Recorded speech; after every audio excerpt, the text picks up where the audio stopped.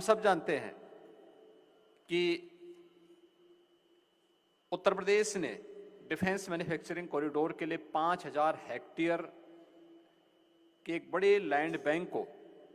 बनाने की कार्रवाई को आगे बढ़ाया है और जिसमें से हमारे पास अब तक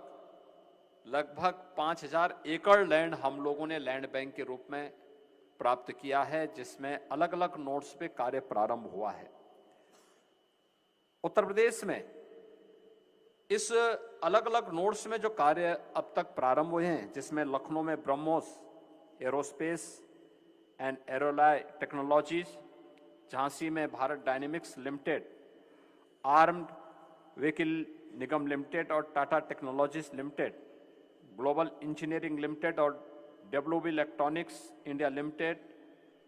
इन सभी के द्वारा ये कार्य प्रारंभ हुआ है। अलीगढ़ में Shankar research lab, LLP and Amitec electronics शामिल हैं, जिनमें अब तक कार्य प्रारंभ हुआ है और जिसमें कानपुर में Adani defence system and technologies limited, Anant technologies and Zensar aerospace, ये सभी इन अलग अलग नोड्स में कार्य कर रहे हैं। उत्तर प्रदेश में इस दिशा में डिफेंस मैन्युफैक्चरिंग कॉरिडोर में सेंटर ऑफ एक्सीलेंस विकसित हो रहे हैं, जिसमें दोनों आईआईटी कानपुर और आईआईटी बीएचयू, इन दोनों को इसके लिए नामित किया गया है और इसके लिए रक्षा मंत्रालय ने भी उत्तर प्रदेश में टेस्टिंग सुविधा का इंफ्रास्ट्रक्चर विकसित करने के लिए सहयोग करने में अपनी साझेदारी दिखाई है। उनके इंफ्रास्ट्रक्चर डेवलपमेंट के लिए भी अपना सहयोग प्रदान करने की कार्रवाई की है। उत्तर प्रदेश में डिफेंस कॉरिडोर में डिफेंस एंड एरोस्पेस सेक्टर की एमएसएमई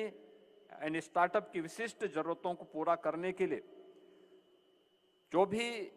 सहयोग की आवश्यकता पड़ती है, उसके लिए एक अनुकूल वातावरण प्रदेश के अंदर बनाने का कार्य हुआ है और इसके पीछे का उद्देश्य भारत को सुरक्षा के क्षेत्र में न केवल आत्मनिर्भरता, बल्कि इसके माध्यम से हम न केवल अपनी स्वयं की आवश्यकताओं की पूर्ति कर सकें, बल्कि देश की सुरक्षा और आंतरिक सुरक्षा की स्थिति को सुदृढ़ बनाने के साथ साथ इस क्षेत्र में जो दुनिया की आवश्यकता है, उन आवश्यकताओं की पूर्ति करने में भी भारत अपना योगदान दे सके, इसके लिए उत्तर प्रदेश का यह एक महत्वपूर्ण केंद्र जो 6 नोड्स में विकसित हो रहा है, यह एक मील का पत्थर साबित होगा, यह मैं विश्वास के साथ कह सकता हूं।